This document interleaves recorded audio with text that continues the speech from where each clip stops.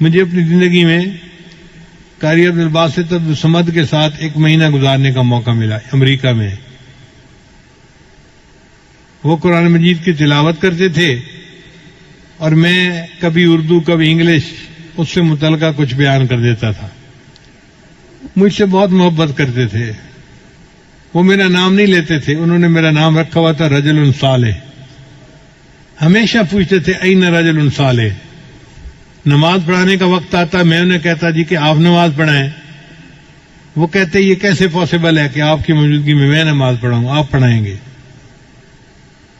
تو میں تو قرات نہیں جانتا صحیح طرح, لیکن بہرحال وہ میری غلطیوں پہ صبر کر لیتے تھے اور میں نماز پڑھا دیتا تھا.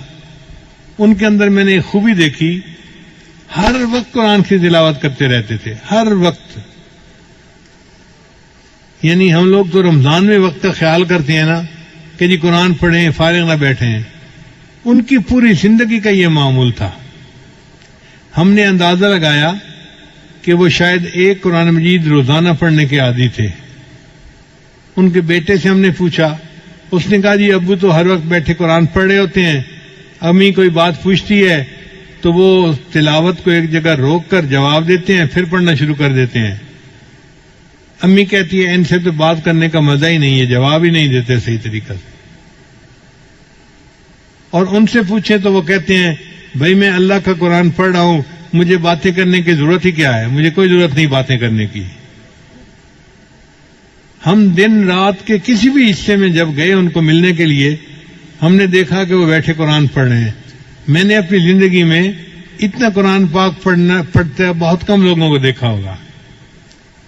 ایک بات مجھے اکثر جو ہے وہ پریشان کرتی تھی کہ اگر نیکی ان کی طبیعت میں اتنی ہے, کوئی فالتو بات نہیں, کوئی دنیا کی بات نہیں, سیاست کی بات کرو تو وہ ایسے بونگے بن کے بیٹھے ہوتے تھے جیسے پتہ ہی نہیں ان کو کیا ہو رہا ہے, کوئی دلچسپی تھی نہیں. تو یہ داڑھی کیوں مڑتے ہیں؟ تو بعد میں انہوں نے کہا کہ علماء جو مصر کے ہیں ان کو ایک علمی مغالطہ ہے, وہ داڑھی کو سنت نہیں سمجھتے یا واجب نہیں سمجھتے جس طرح ہم سمجھتے ہیں. وہ سمجھتے ہیں کہ داڑھی اس لیے رکھی جاتی ہے کہ مرد اور عورت کے درمیان فرق ہو سکے, دیکھنے سے پتہ چلے یہ مرد ہے اور جس کی داڑھی نہیں یہ عورت ہے. چنانچہ مصر کے علماء کو آپ دیکھیں گے تو وہ داڑھی اور مونچھ اکٹھی کبھی نہیں مونڈیں گے.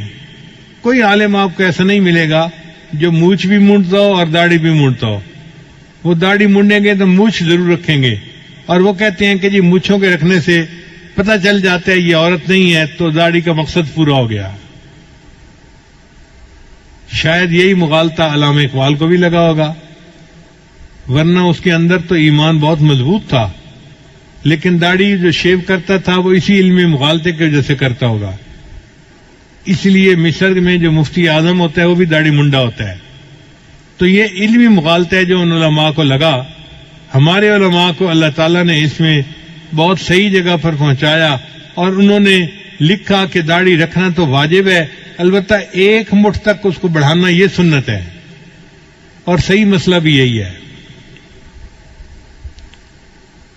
تو بہرحال ان کی ہم نے قرات مختلف موقعوں پہ سنی.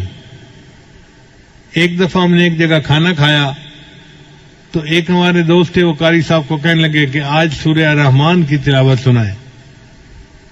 ہمیں برا لگا کہ لوگ ایسے ہی فرمائشیں کر دیتے ہیں, پتہ نہیں دوسرے کی طبیعت بحال ہے یا نہیں, فریش ہونا بھی تو ضروری ہوتا ہے نا.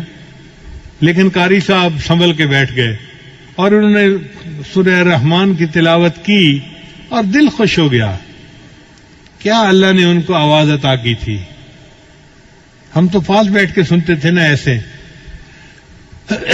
جو آپ کیسٹوں میں سنتے ہیں وہ ہم پریکٹیکلی ان کے پاس بیٹھ کے سنتے تھے.